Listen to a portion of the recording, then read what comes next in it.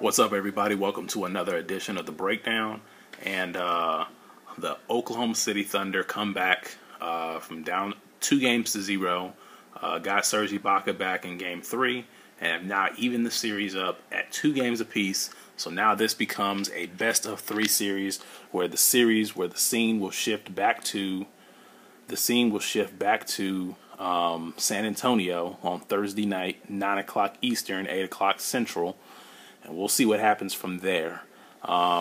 It's looking a lot like 2 years ago. I mean, it definitely is. But the one thing I can say, one thing I do know, no matter what happens in this series, whether the Thunder come back and win, whether the Spurs end up pulling it out, 2 years ago isn't going to help either team.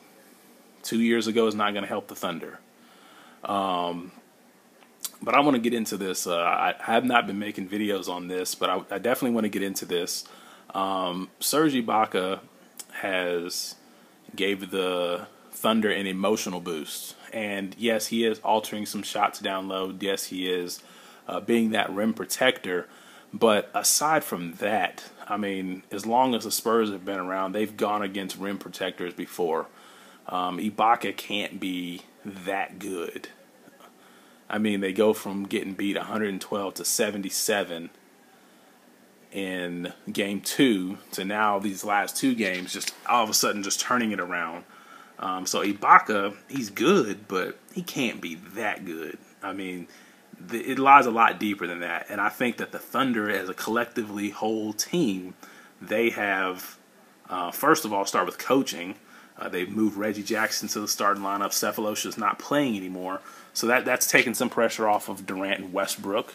Obviously, getting Ibaka back, that has taken some pressure off of them on the offensive end, and he's taking some pressure off of them on the defensive end. But as a collective whole, the Thunder are moving better. They're cutting sharper. They're playing a lot more aggressive defense, and the San Antonio Spurs have gotten used to being able to beat teams like Portland in the first 2 games against the Thunder. They got used to being able to beat those teams off the dribble and kind of get what they want.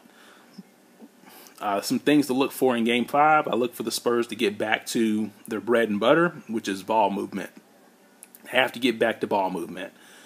Whichever team's role players show up ready to play is going to win the game in Game 5. And most of the time, the home team's role players show up to play.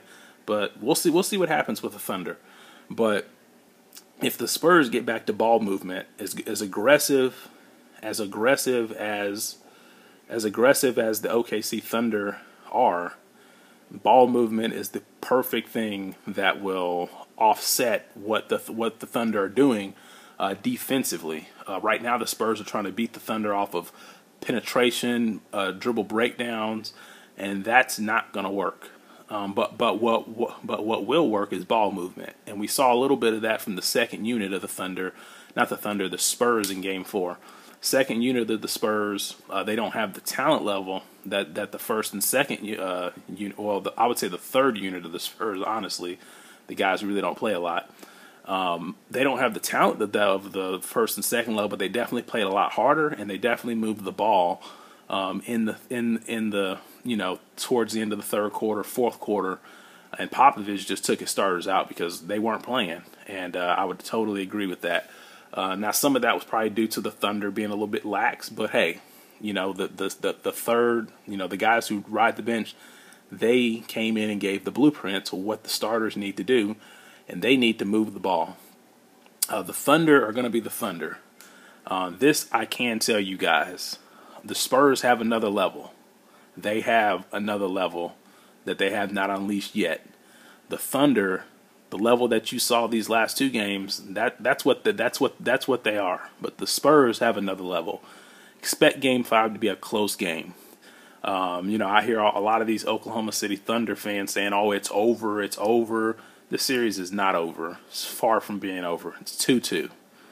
The series is 2-2. Now, maybe if the Thunder go up 3-2, then maybe we can say it's over because, they'll have a Game 6 back on their home court where the Spurs haven't won in like 9 straight games, going back 2 years.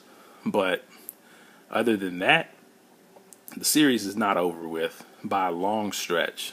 It is not over with, and the Spurs The Spurs understand that. The Spurs have been there, and the Spurs have done that.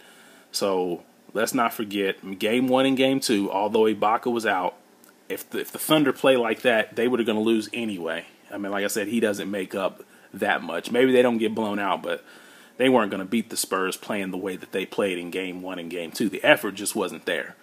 And the reason I can tell you that is because LeBron James and Dwayne Wade, they've never had a rim protector on their team. But granted, the Miami Heat are always one of the better defensive teams out there. So that just tells you the Thunder's effort was not there in Game 1 and Game 2. So expect Game 5 to be close. Spurs took care of business in Game 1 and Game 2. Thunder returned the favor. They took care of business Game 3 and Game 4, and some impressive victories themselves. So to me, neither team has really done anything. Let's see who wins when the game is a little bit tighter. Let's see who wins in a game like that. And I would put my money on the Spurs in a home game because, like I said, the Spurs have another level that they can dig down to. I'm not for sure the Thunder have another level. But let me know what you guys think about the series. Who do you think could come out with it? It's a best of 3. Should be good. Tune in Thursday, and I'm out.